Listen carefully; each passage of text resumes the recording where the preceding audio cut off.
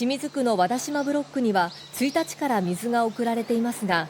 標高が高い北地区では低い場所からの送水作業などに時間がかかり、午前11時時点で生活用水も出ていません。